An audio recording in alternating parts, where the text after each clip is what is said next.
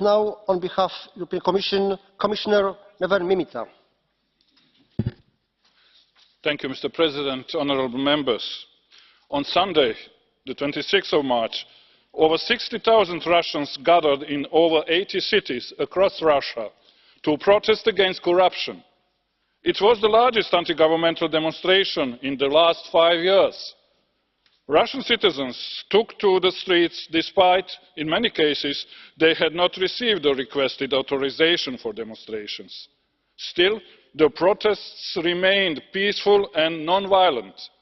For this reason, we consider the measures taken by the Russian authorities to be a disproportionate reaction. The freedoms of expression, association and peaceful assembly are fundamental rights guaranteed to the Russian citizens by the Russian Constitution. Peaceful protesters were detained and sentenced on a large scale. These events raise strong doubts about the state of these fundamental rights in the Russian Federation.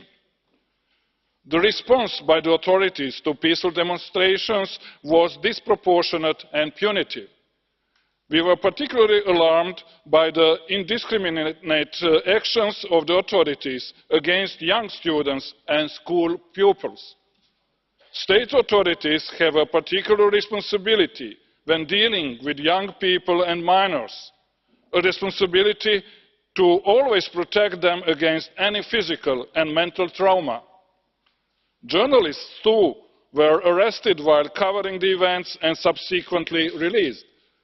Any actions against reporters who are simply doing their job represent a violation of freedom of the media, an incursion into the public's right to know, and a clear breach of Russia's international commitments.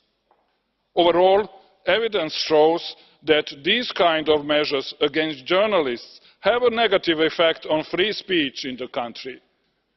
Opposition leader and founder of the Anti-Corruption Foundation, Alexei Navalny, was also detained and sentenced to prison alongside with many other peaceful demonstrators. We believe that the Russian authorities have a responsibility to safeguard the fundamental rights of all their citizens, particularly in view of the presidential elections next year.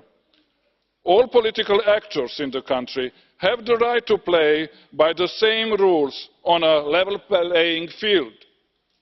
The European Union has made its position very clear with regards to these developments. We issued a statement on the events the same evening. The statement called on the Russian Federation to abide fully by the international commitments it has undertaken, including in the Council of Europe and the OSCE, to uphold the fundamental rights and to release immediately the detained peaceful demonstrators.